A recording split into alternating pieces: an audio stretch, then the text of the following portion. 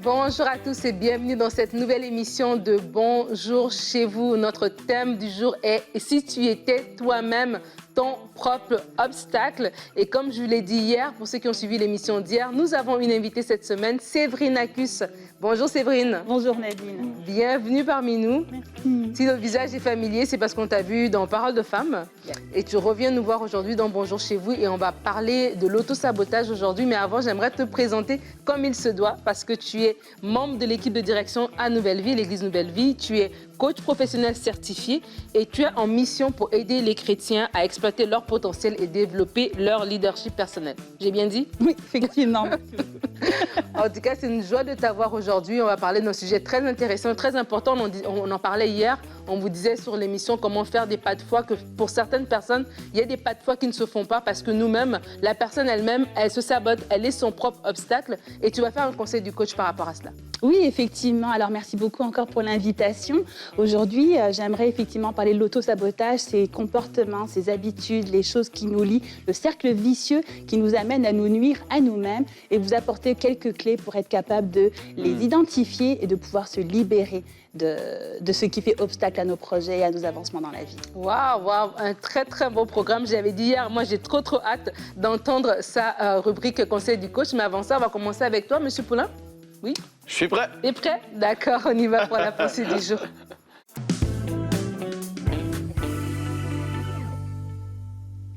Donc, pour la pensée du jour aujourd'hui, je vais pouvoir partager quelques points avec vous par rapport au fait d'être notre propre obstacle, comme on l'a dit.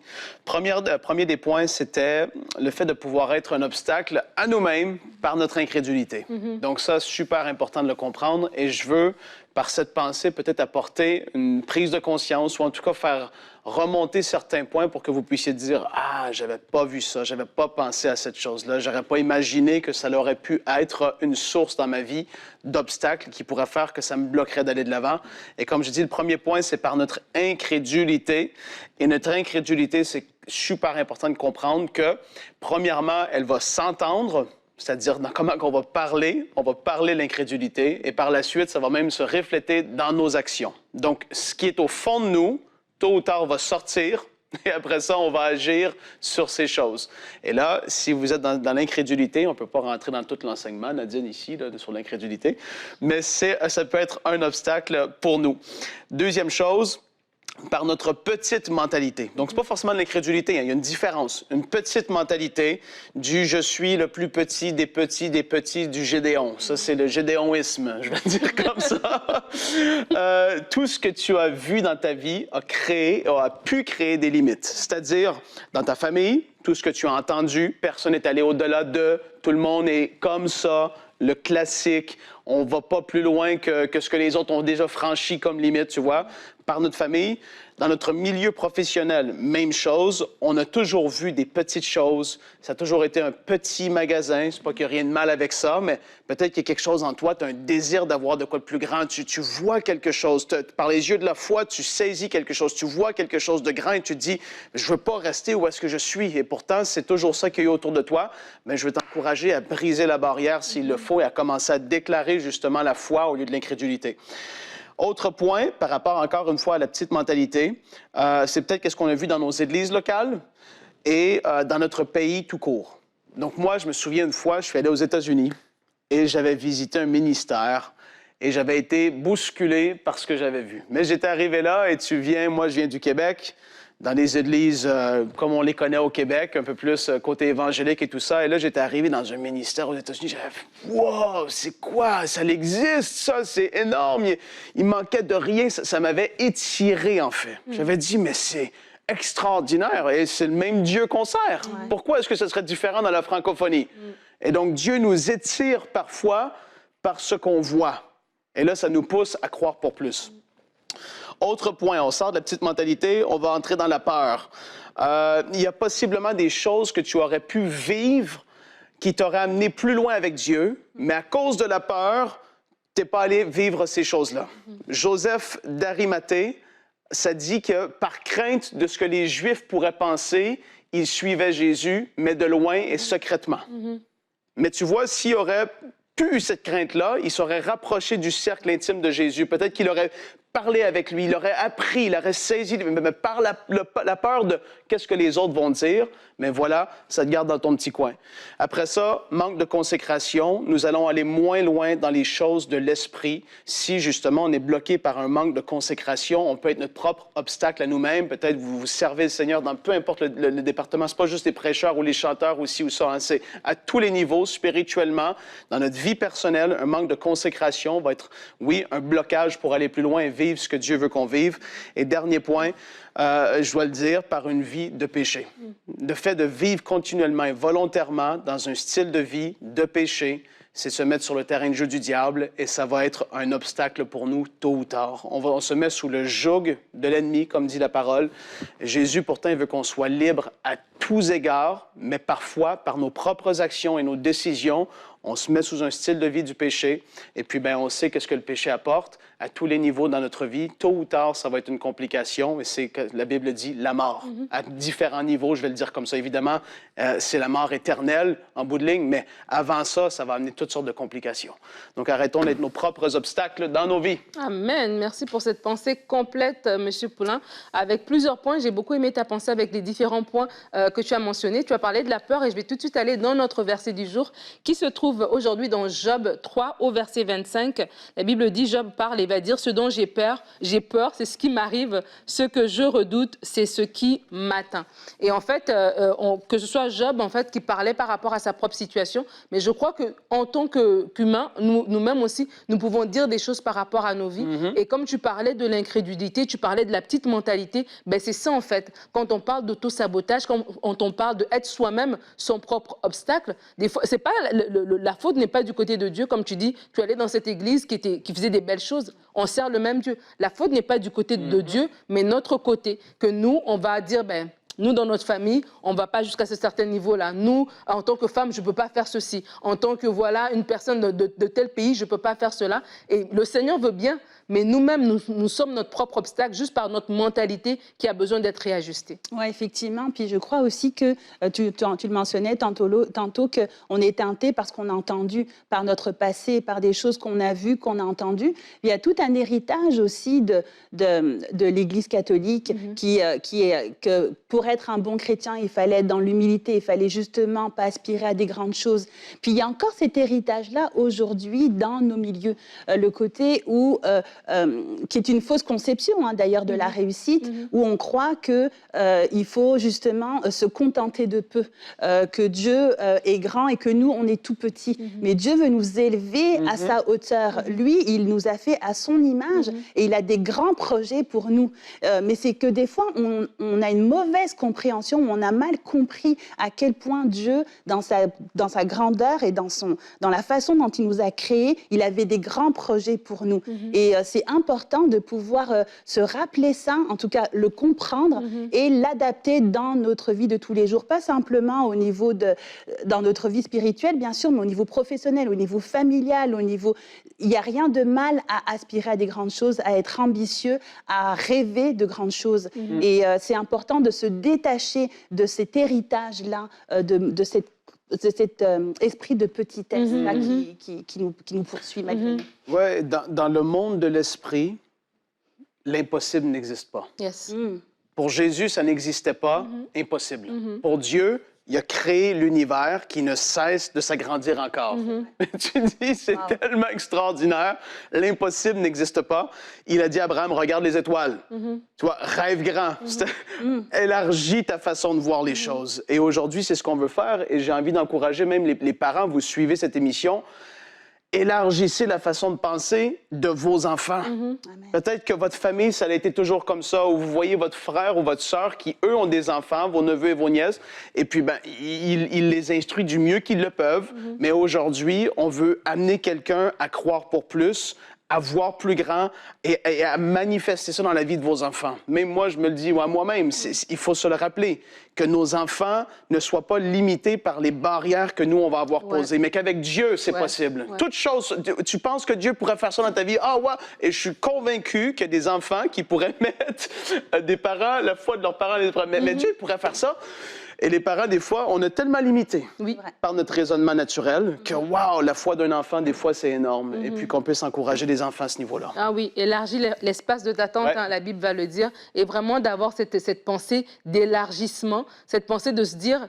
Est-ce que dans tout, des fois, on va vite, on est prompt à accuser l'ennemi, et c'est vrai que le diable est là, il travaille, on refuse pas. Mais vraiment, le thème de l'émission est pointu. Est-ce que dans tout ça, Seigneur, éclaire mes yeux? Est-ce que c'est pas moi qui suis moi-même mon propre obstacle? Et comme tu le disais dans ta pensée, dans ma vie, ma façon, ma consécration, est-ce que si je suis un pied dedans, un pied dehors, ben j'avance, je fais 10 pas en avant, 5 pas en arrière. Pourquoi? Parce que je suis moi-même l'obstacle dans ma vie. Mais il y a des prières qu'on doit faire en disant, Seigneur, ta volonté doit s'accomplir dans ma vie. Comme si c'est moi qui suis l'obstacle dans la réalisation de tes projets, mais transforme-moi, Seigneur, transforme-moi, renouvelle ma pensée, renouvelle ma mentalité. Et moi, il y a ce verset dans 2 Corinthiens, c'est 2 Corinthiens 3:5, je crois qu'il le dit.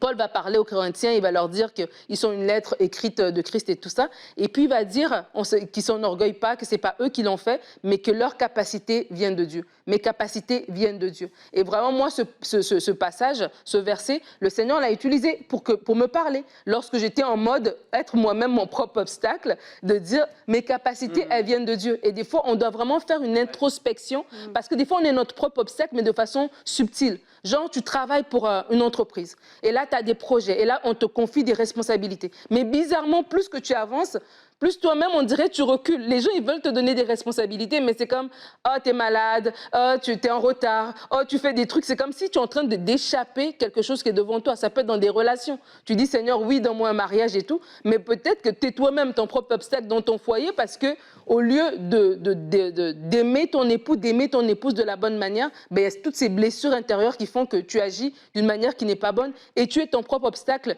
dans l'épanouissement de ton couple. Donc, ce n'est pas un sujet banal à prendre vraiment à la légère, c'est hyper profond. Posez-vous la question, laissez le Saint-Esprit mettre le doigt sur l'élément qui fait que les choses ne se déclenchent pas en fait. Exact. Et puis, pour rassembler les deux pensées de les pensées et les peurs, plus il est vraiment important de pouvoir élargir nos pensées. J'aime beaucoup le verset du renouvellement des pensées, afin que le Seigneur puisse déposer des rêves et des projets, mais qu'on ait la foi de croire que c'est possible et de pouvoir passer à l'action. La peur n'est pas la réalité. La peur est une distorsion de la réalité et nous empêche justement d'accéder à ce que Dieu a pour nous.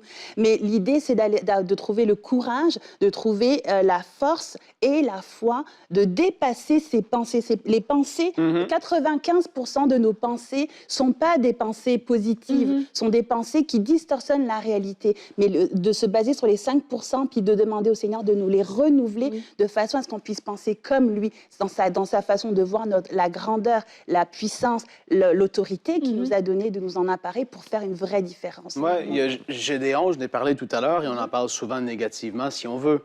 En tout cas, c'est l'exemple par rapport à « je suis le plus petit ». Mais il a accepté quand même ce que Dieu lui a demandé. Ouais. Et Dieu l'a utilisé. Et à un moment donné, il faut savoir accepter ce que Dieu te dit et ce que Dieu t'a montré. Les choses ne vont pas se faire, entre guillemets, toutes seules. Dieu a pu montrer des choses à Séverine, à Nadine, concernant l'avenir, par rapport à leur vie, où est-ce qu'il veut les amener, comment il veut les utiliser. Mais oui, il doit y avoir cette humilité, cette consécration, l'acceptation de ce que Dieu veut faire pour que ces choses puissent arriver. Mais ce n'est pas parce qu'on se voit comme ça aujourd'hui que c'est fini. La preuve en est Gédéon. Amen, amen, absolument. Ce n'est pas fini. Et d'ailleurs, on va continuer tout de suite dans notre rubrique Conseil du coach. On va apprendre de façon concrète comment s'en sortir, comment arrêter de se nuire à soi-même. On va tout de suite dans la rubrique Conseil du coach.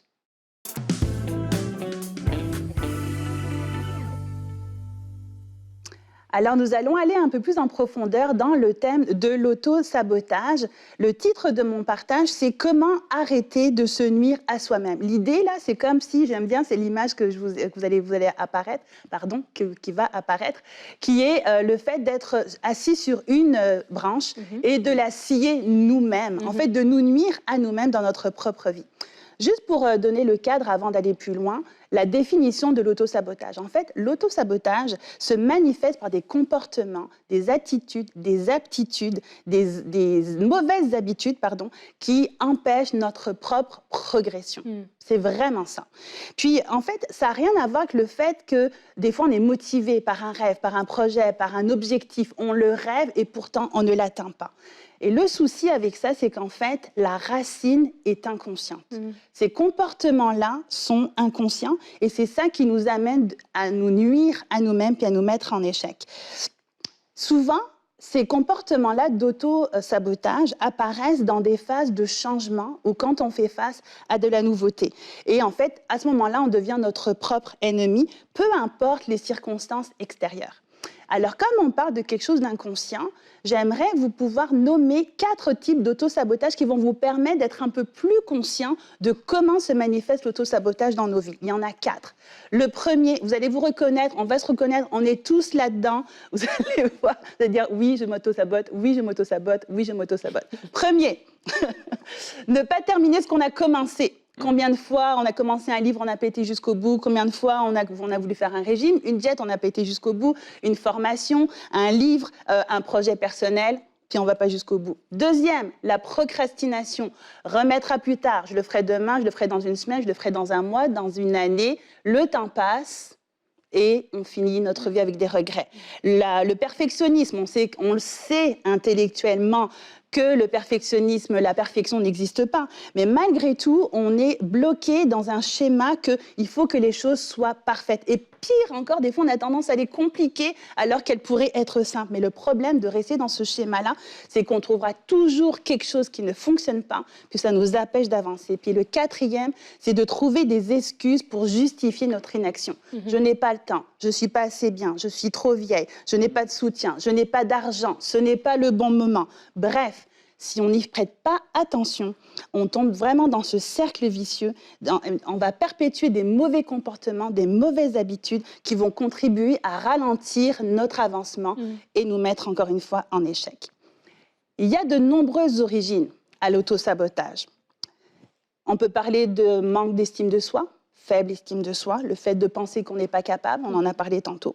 La peur de ne pas être à la hauteur, la peur de se tromper, la peur, encore une fois, de décevoir. Le syndrome de l'imposteur, on en a parlé légèrement tantôt, la petite voix à l'intérieur de nous qui nous rabaisse, qui distorsionne la réalité, notre réalité, nos capacités. Et le fait aussi, parfois, ça on en parle un peu moins, mais le fait d'avoir des objectifs qui sont ambitieux, qui sont trop ambitieux, qui sont irréalistes en fait. On pense qu'on est capable, finalement, on ne l'est pas tant que ça. Mais en réalité, ce qui se cache en arrière de l'auto-sabotage, vous savez ce que c'est? C'est la peur. C'est la peur, c'est exactement ça. La peur, encore une fois, de se tromper, d'échouer, la peur de ne pas être légitime. Puis le problème avec la peur, c'est que ça se transforme en pensée négative. Ça se reflète par des façons qu'on a de se limiter et de ne pas penser qu'on pourrait agir différemment, de ne pas être capable d'agir différemment. Le pire, c'est qu'on tombe des fois dans la victimisation. D'un seul coup, on se retire et on dit que c'est de la faute des autres. C'est la faute de quelqu'un d'autre, c'est la faute des circonstances de notre vie. On se dédouane de nos responsabilités et on passe à côté de notre vie. Mais encore une fois, ce n'est pas vraiment de notre faute jusqu'à un certain point parce que ça prend racine dans l'inconscient. Mais, 2 versets pour vous. Le premier, 2 versets qui sont connus. Vous connaîtrez la vérité et la vérité vous affranchira. Puis le deuxième, sonde-moi, ô Dieu, et connais mon cœur. Nous, on ne se connaît pas, on ne se voit pas aller, mais Dieu nous voit. Connais-moi, ô Dieu, et connais mon cœur. Montre-moi si je suis sur la bonne voie, puis ramène-moi. Donc, nous avons accès à Dieu, nous avons accès au Saint-Esprit qui est capable de mettre la lumière, justement, sur ces angles morts, parce que c'est littéralement des angles morts. Mais le Seigneur peut les éclairer. L'origine de l'autosabotage, on en a parlé un petit peu tantôt. Voyez-le un peu comme... il y avait un schéma qui va apparaître, une pyramide en 4 étapes. Et on va partir de la base. Et vous allez voir qu'il y a comme les choses s'enchaînent. C'est connu, ça justifie l'autosabotage, mais ça justifie beaucoup de nos comportements. Tout prend racine dans notre passé, notre vécu, des choses qui ont été dites, des choses qui ont été faites, et qui ont produit chez nous des blessures et des traumatismes. Cela a engendré chez nous une façon de penser limitante et des croyances qui ne sont pas les bonnes. Ces croyances-là se manifestent par des peurs, se manifestent par un manque de confiance, se manifestent par un manque d'action et cela produit l'autosabotage. C'est vraiment comme ça que ça se produit. Pour pouvoir les défaire, il faut être capable justement de comprendre comment ça se construit pour pouvoir le construire et on va commencer par le haut. Mais avant d'aller vers la solution, j'aimerais juste apporter un point. J'ai parlé tantôt de l'inconscience. Mais c'est inconscient sans être inconscient dans le sens que, au bout du compte, c'est nous qui faisons un choix. Puis je vous explique. Notre esprit, notre cerveau, notre nature humaine déteste la difficulté, déteste l'inconnu, déteste ce qui demande de l'effort. Notre nature humaine aime la facilité et aime l'instantané aussi. C'est ça qui fait que, par exemple, on va scroller sur les réseaux sociaux plutôt que d'aller faire un budget, parce que ce n'est pas intéressant à faire. C'est ça qui va aussi faire qu'on va regarder une série télé plutôt que d'aller suivre une formation, plutôt que d'aller passer du temps avec Dieu et se renouveler. Parce que jusqu'à un certain point, on voit ça comme quelque chose de fastidieux. On va aller vers la facilité, on va aller vers l'instantané. Donc, quelque part, on pose une action consciente et ça révèle l'intérieur de la façon dont on agit puis on fonctionne. Donc, en résumé, l'autosabotage, c'est des comportements, des habitudes, des attitudes qui nous empêchent d'atteindre nos objectifs et d'atteindre la vie que Dieu a prévue pour nous. Et la mauvaise nouvelle, c'est que si on perdure, si on n'identifie pas, si on ne se libère pas de ça, clairement, on va passer à côté de notre vie. Mais la bonne nouvelle, si vous êtes encore avec nous en ce moment, c'est que vous n'avez pas débarqué de l'émission. C'est que on suit. C'est ça. C'est que vous avez un intérêt à vouloir comprendre et pouvoir passer par-dessus les fameuses... on s'est tous reconnus là, dans les 4 que j'ai cités tantôt. Alors, laissez-moi rapidement vous citer 4 clés qui vont pouvoir vous aider à éviter de s'auto-saboter. Parce que je ne vais pas dire ne plus s'auto-saboter, parce qu'on n'est pas Dieu. Mais en tout cas, de déjouer le plus souvent l'auto-sabotage. Rappelez-vous de la pyramide, on commence par le haut, l'auto-sabotage, les actions d'auto-sabotage, les identifier. L'idée, là, c'est de mettre le doigt sur les domaines dans notre vie dans lesquels on s'empêche d'avancer par notre propre faute. Ça peut être dans notre couple, dans notre famille, dans nos relations. Ça peut être au niveau du travail, les oublis, les retards, le manque d'engagement. Ça peut être dans notre vie spirituelle, le fait justement de négliger nos disciplines spirituelles. Le fait de rêver, entre guillemets, et de parler de nos rêves sans cesse, mais de jamais passer à l'action et de ne pas les atteindre. Ou encore, un autre exemple, au niveau de nos finances. Ce n'est pas normal de dépenser plus que l'on a et de finir le mois en rouge. Donc ça, c'est clairement des actions de sabotage. Il n'y a pas besoin on n'est plus dans l'inconscient, là. Il se passe quelque chose, on met le doigt dessus et on pose des actions pour pouvoir les modifier. Deuxième étape, au niveau des pensées. C'est vrai que j'ai lu quelque part qu'on a entre 6 000 et 66 000 pensées qui nous traversent l'esprit en une journée. 80% sont négatives. 95%, on est en mode pilote automatique. Donc, c'est sûr qu'on n'a vraiment pas beaucoup de pouvoir sur nos pensées. Mais nos pensées, le dénominateur commun, on va dire que les pensées sont au milieu. Et les pensées nous amènent à agir. Et ce sont des pensées qui produisent des émotions. Et ça, on est capable de les identifier. Quand on a une émotion, c'est important de s'arrêter puis d'essayer de comprendre c'est quoi qui se passe. J'ai peur. Pourquoi? C'est le résultat d'une pensée. Au début, on ne sait pas que c'est une pensée, mais parce qu'on a une émotion qui nous dérange et qui est le fruit du fait qu'un besoin n'est pas rencontré, c'est vraiment ça le but des émotions. Dieu nous a bien créés là. Dieu, il fait bien les choses. Il nous a équipés pour être capables d'avancer dans la vie. Les émotions font partie des choses dont Dieu nous a données pour être capable de mettre le doigt sur ce qui ne va pas. Une émotion négative nous permet d'identifier qu'il y a quelque chose qui ne fonctionne pas. Comment je peux changer cette émotion négative en émotion positive? Passer de la peur à la paix, passer de la tristesse à la joie, etc. De l'autre côté, on a les actions. Ça encore, on a le contrôle. On est capable de voir quand on agit mal. Et ça, c'est le reflet, encore une fois, d'une pensée. Pourquoi j'ai agi comme ça? De prendre le temps de se poser, OK, c'est parce que j'ai pensé comme ça. Et de changer notre pensée va changer nos actions, de changer nos pensées vont changer nos émotions. Donc, on peut interagir sur le deuxième palier qui est au niveau d'être attentif à nos pensées. Troisième palier, être attentif à nos comportements.